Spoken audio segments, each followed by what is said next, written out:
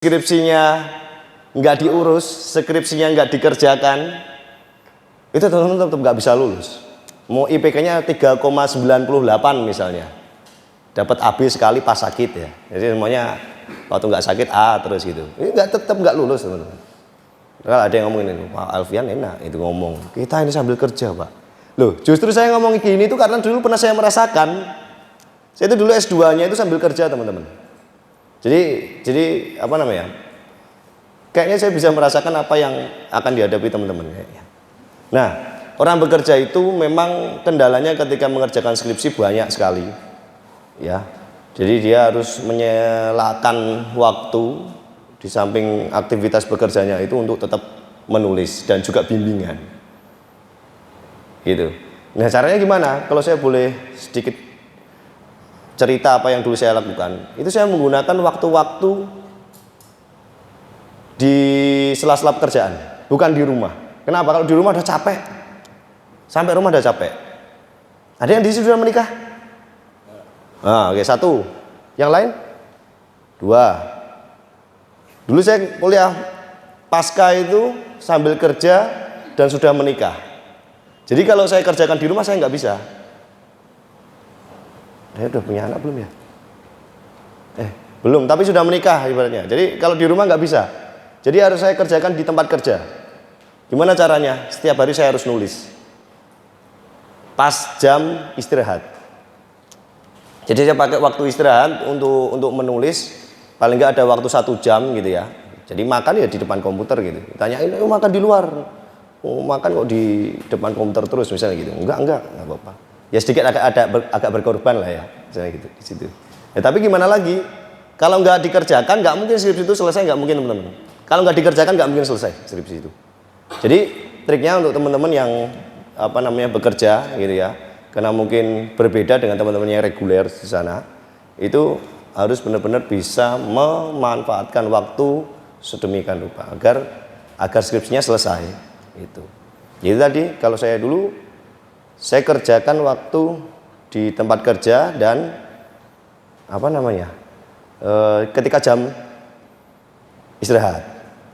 Lalu Mas Yuda tanya, Pak kalau pas jam kerja Pak, nah itu dia berarti apa namanya sedang mendefinisikan. Kemarin kan saya Mas Yuda itu kelasnya kan akuntansi forensik bahas kecurangan ya, itu masuk ke situ berarti Mas. Kalau ngambil jam kerja misalnya kan nggak boleh. Tapi kalau jam istirahat kan bisa. Ya kan, jadi itu kan apa namanya kebebasan untuk kita lah untuk mengerjakan sesuatu, boleh istirahat, boleh makan dan sebagainya itu. Jadi setiap hari harus minimal harus nulis setiap hari. Mas males banget Pak misalnya, ya nggak apa-apa nulis apalah satu kalimat lah paling nggak. Itu. Misalnya kalau menulis 1 kalimat saya mau nulis lagi yang lain misalnya, atau ada inspirasi yang lain misalnya, itu nanti akan terpacu. Tapi kalau setiap hari teman-teman nggak nulis, misalnya wah nanti aja. Saya nunggu teman saya biar nulis dulu lah misalnya. Nanti mau mendekati 2 bulan, 3 bulan saya baru mau nulis. Itu nggak akan selesai teman-teman. Skripsi itu nggak bisa dikerjakan semalam, nggak bisa. Kalau dikerjakan semalam kualitasnya pasti jelek. Jadi skripsi ini karena dikerjakan seumur hidup cuman sekali, kecuali kalau teman-teman habis ini ngambil sarjana lagi, misalnya sarjana apa?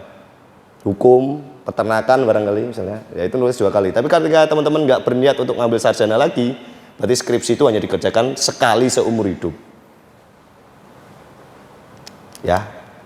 Itu jadi harus bisa maksimal kayak gitu. Oke. Nah, sekarang kita masuk di saya duduk apa berdiri? Kadang duduk yang berdiri lah. Oke, sekarang kita masuk di pedoman. Jadi pedoman ini isinya teman-teman adalah rambu-rambu atau rule-rule yang harus dipenuhi teman-teman ketika menulis skripsi. Ya, kenapa kok seperti itu Pak? Kenapa harus mengikuti? Kenapa enggak kayak kita nulis cerpen aja yang sesuka kita gitu ya? Oke, jadi kita masuk sini. Nah, karena secara definisi skripsi itu adalah karya ilmiah yang merupakan sumbangan bagi perkembangan ilmu pengetahuan dan merupakan salah satu syarat yang harus dipenuhi untuk memperoleh gelar kesarjanaan strata 1 atau S1. Mata kuliah ini berupa karya ilmiah mahasiswa yang disusun berdasarkan penelitian berbasis metode ilmiah di bawah bimbingan salah seorang dosen yang memiliki kompetensi di bidangnya. Jadi berbasis metode ilmiah itu ada formatnya. Gitu. Jadi nggak bisa ini sendiri. Bahkan sampai nanti tipe teksnya di Word itu juga diatur. Pak, saya senangnya Comic Sans, Pak. Nggak bisa, Mas. Pak, saya senangnya Verdana misalnya, nggak bisa. Karena ini diatur Time News Roman misalnya. Harus Time News Roman. Gitu ya. Nah, sekarang kita masuk di sini langsung aja. Di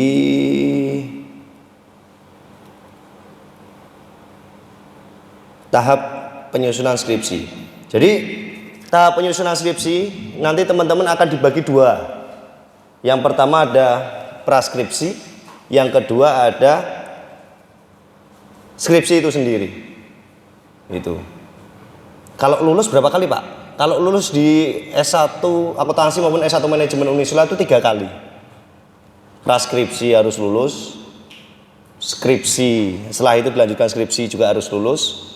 Terakhir sebelum wisuda harus ujian pendadaran. Gitu, jadi tahapnya 3. Tapi khusus untuk skripsinya sendiri 2. Hanya praskripsi dengan skripsi. Wah, ngerjain mahasiswa ya, Pak? Enggak teman-teman, enggak ngerjain mahasiswa. Kalau dulu ditanya, Pak Alvin dulu lulusnya S1 berapa kali ujian? Sekali.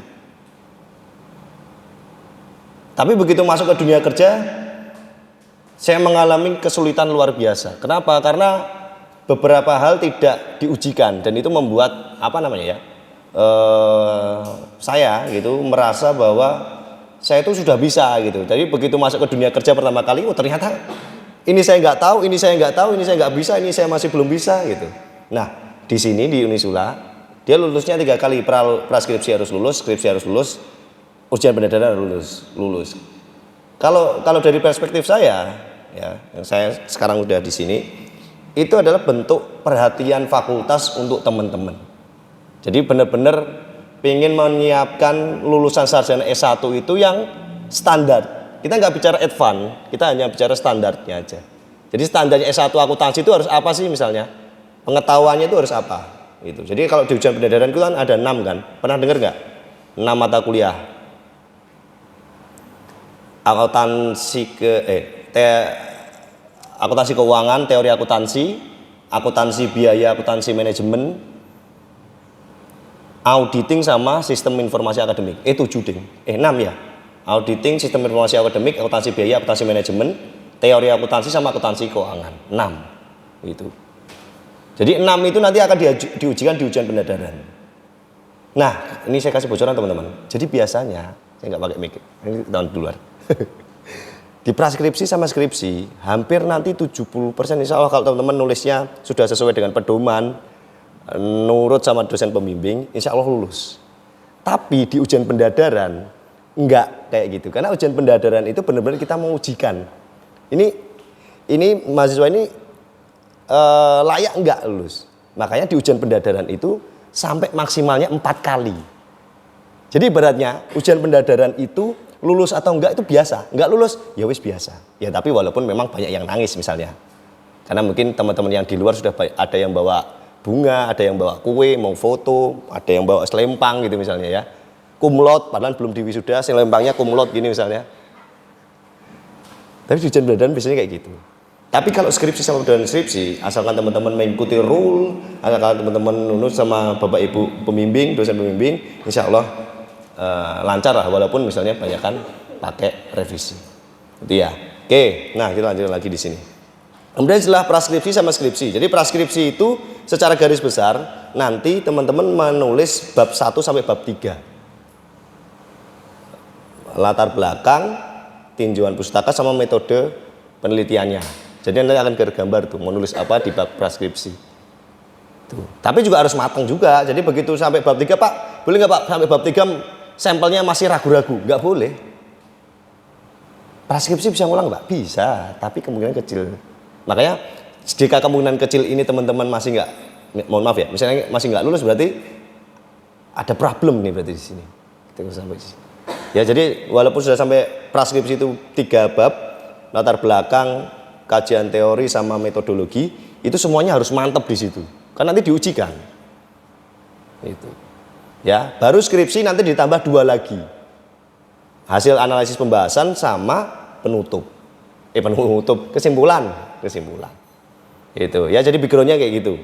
Oke, sekarang kita ke sini langsung aja. Ini teman-teman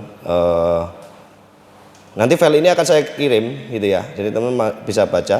Karena waktunya itu terbatas ya. Jelasin ini 68 halaman.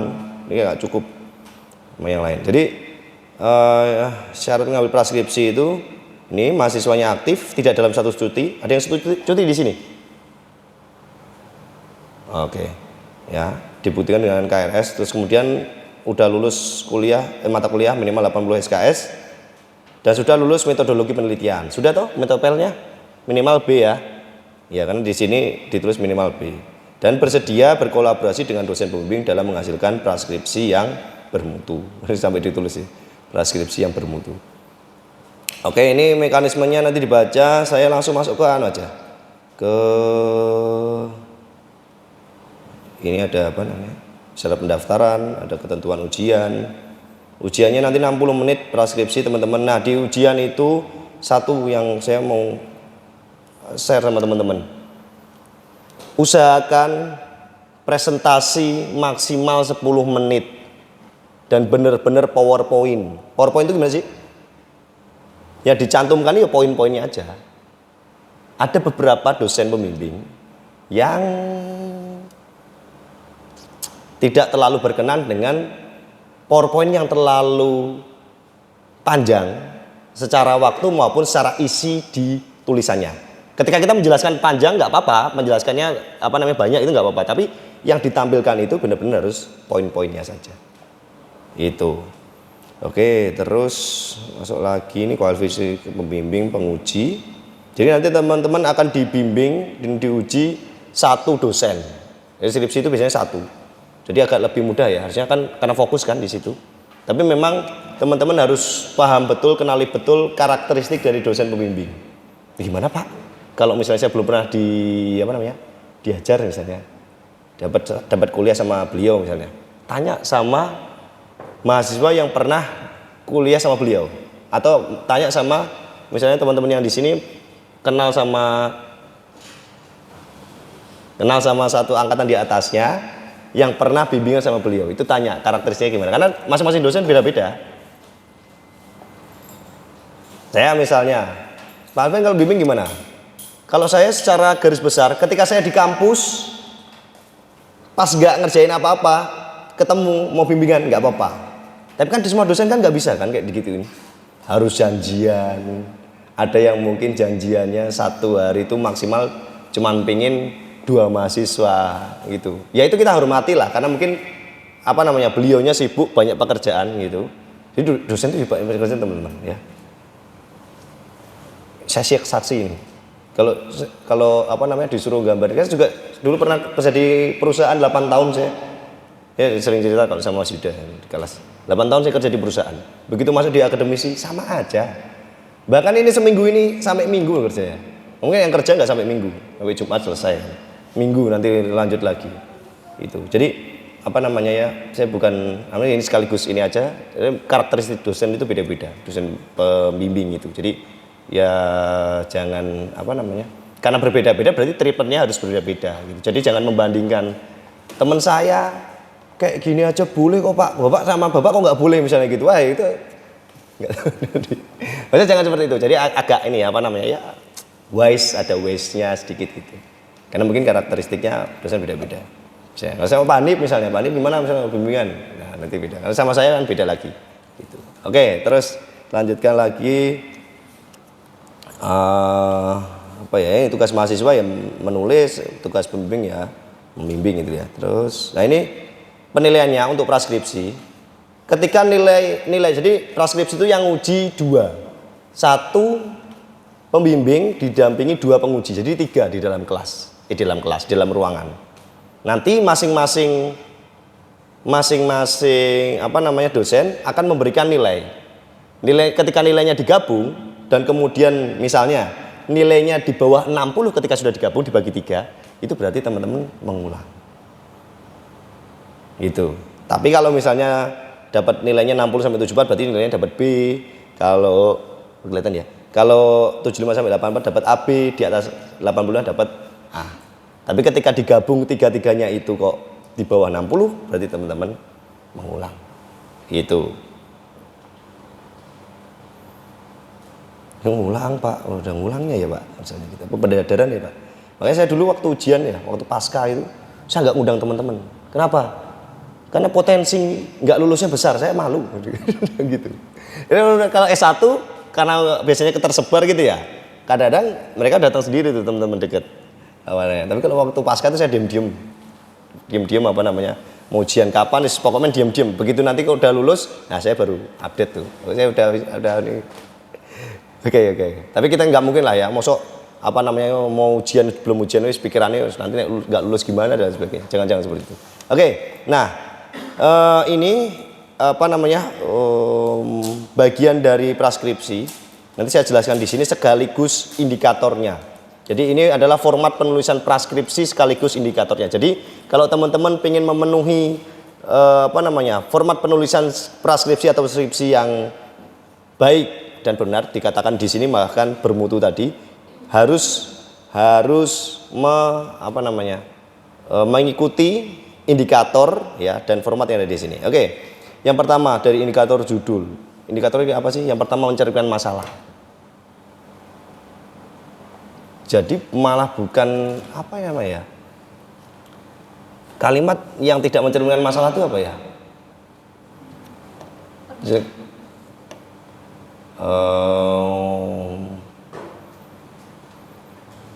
Akuntansi sebagai ilmu.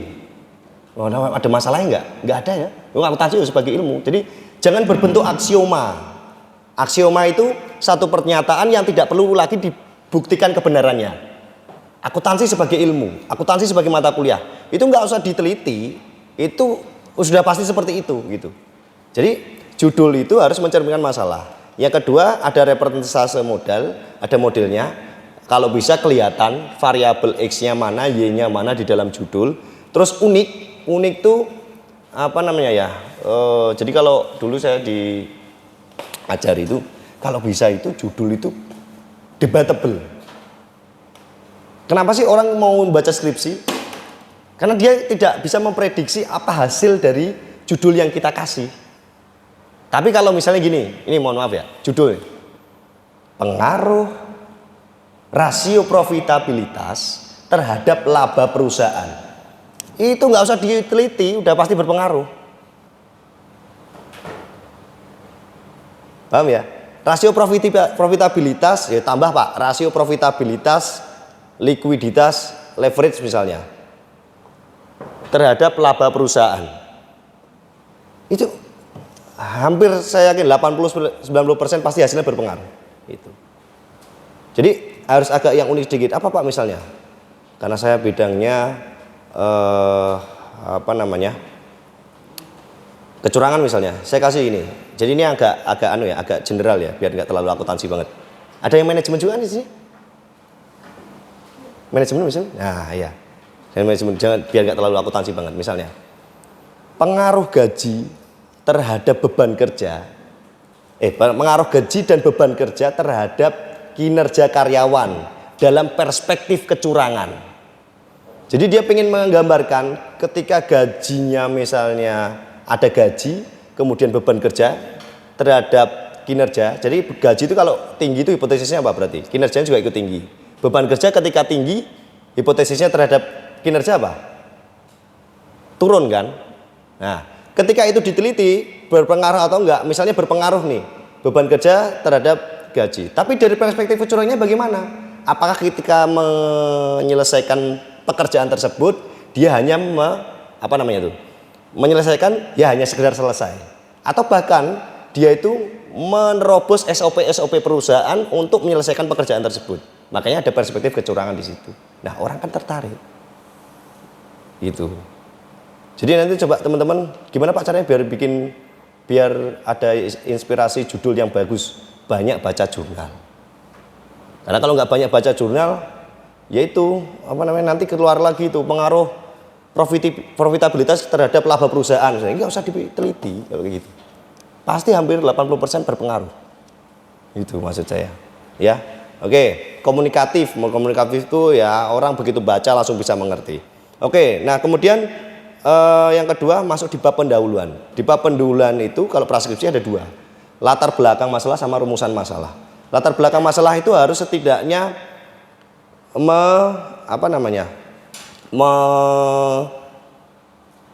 mengandung 4 hal ini. Research gap-nya, fenomena sistemik sama researchable.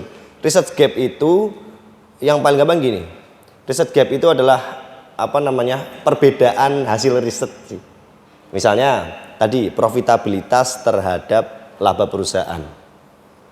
Nah, teman-teman melihat tuh misalnya di jurnal 1 profitabilitas terhadap laba perusahaan dia berpengaruh ketika sampelnya di perusahaan perbankan. Di nomor 2 profitabilitas terhadap laba perusahaan ternyata nggak berpengaruh. Ini contoh aja ya. Ternyata nggak berpengaruh. Tapi dia di mana? Di pertambangan. Nanti ketiga lagi ada lagi profitabilitas terhadap laba perusahaan. Dia berpengaruh nggak? Nggak berpengaruh lagi. Maka ketika ada 2 variabel X dan Y dan diuji itu di dalam berbagai macam jurnal mendapatkan hasil yang berbeda-beda, itu kita bisa gunakan sebagai research gap. Jadi nanti dijelaskan di latar belakang tuh research gapnya apa. Oh, saya di jurnalnya Pak Alfian 2020 ada profitabilitas terhadap laba perusahaan, dia nggak berpengaruh Pak. Tapi kok di jurnalnya Pak Hanif tahun 2021 profitabilitas sama laba perusahaan ini berpengaruh gitu. Jadi posisi skripsi saya itu ingin menyelesaikan permasalahan dari kedua jurnal ini. Jadi research gap-nya ada. Oke, yang kedua fenomena. Fenomenanya apa Pak? Di latar belakang itu fenomenanya harus kuat. Kenapa? Karena itu kan alasannya teman-teman mau nulis praskripsi atau skripsi kan? Apa Pak contohnya misalnya? Tahun 2014 sampai 2000 berapa tuh yang Pak Jokowi ada di periode pertama tuh. Nah itu kan infrastruktur kan digenjot habis-habisan kan. Kita mau bangun infrastruktur sebanyak-banyaknya. Nah itu kita jadikan fenomena. Judulnya apa? Pengaruh ya tadi misalnya profitabilitas terhadap laba perusahaan di perusahaan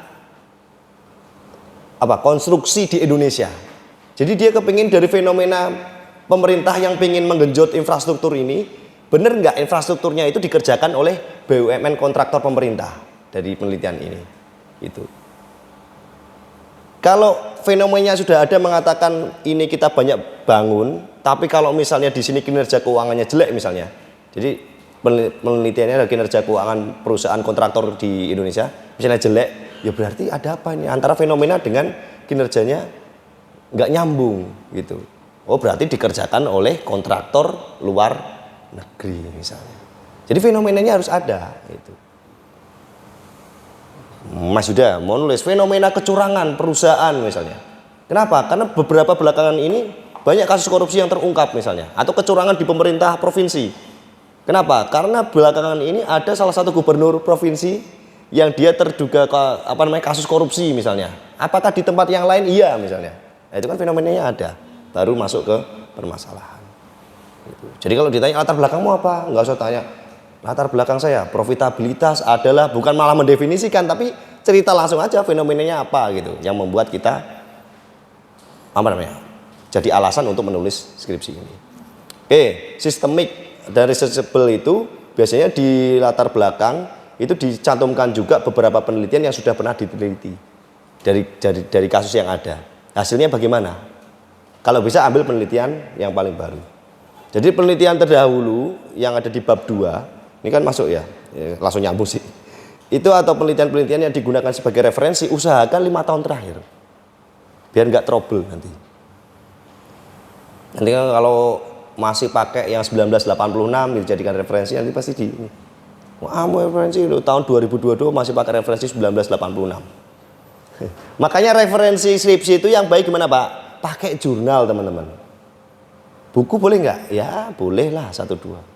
Tapi mayoritas harus jurnal. Kenapa? Kalau jurnal itu terupdate, gitu, lebih mudah update-nya, gitu. Ya. Dan pun kalau jurnal itu begitu masuk di reference manager di Mendeley, dia lebih mudah untuk diatur di situ. Gitu. Oke, nanti kan ada kan referensi Mendeley ada ya? Nanti ya.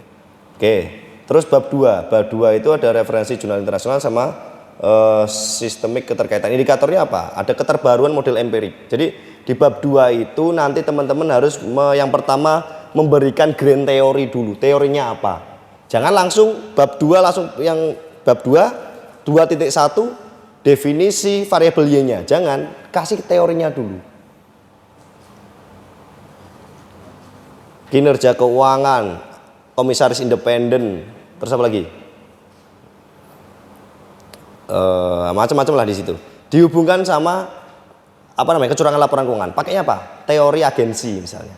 Kenapa? Karena ada perbedaan antara agen dan manajemen. Agen mikirnya seperti ini, manajemen seperti ini. Tergambar dalam laporan keuangan. Nah, gitu misalnya. Jadi setelah itu baru masuk ke definisi variabel Y, X1, X2, X3, terus kemudian masuk di penelitian terdahulu, masuk di kerangka pemikiran sampai ke hipotesis. Terakhirnya bab 2. Itu ya, ini. Hipotesis nanti terakhir ditutup dengan hipotesis gitu. Jadi kerangka pemikirannya ada, hipotesisnya ada. Bab 3 itu isinya adalah metode penelitian. Jadi di situ teman-teman jelaskan dulu sampelnya kayak gimana, populasinya kayak gimana. Terus kemudian masuk ke definisi operasional variabel. Di situ teman-teman harus menentukan cara perhitungan variabelnya. Misalnya mau ngukur profitabilitas. Di bab 2 kan ada tuh definisi profitabilitas. Tapi di bab 2 nanti disebutkan semuanya nggak apa-apa. Profitabilitas definisinya apa dan lain sebagainya. Cara ngitungnya apa? Oh, pakai ROA, pakai ROE, pakai profit margin, net profit margin, pakai apa lagi. Tapi begitu masuk di bab 3 definisi operasional variabel harus ditentukan satu rumusnya. Di situ ditulis reasoningnya. Kenapa kok pakai ROA nggak pakai ROE misalnya. Makanya di waktu menulis rumus di bab 3 itu harus juga dikasih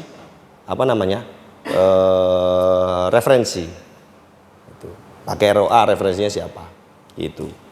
Nah, kemudian ada daftar pustaka. Setelah itu daftar pustaka berisi jurnal ya. Kalau bisa tadi dominannya adalah jurnal dan harus menggunakan alat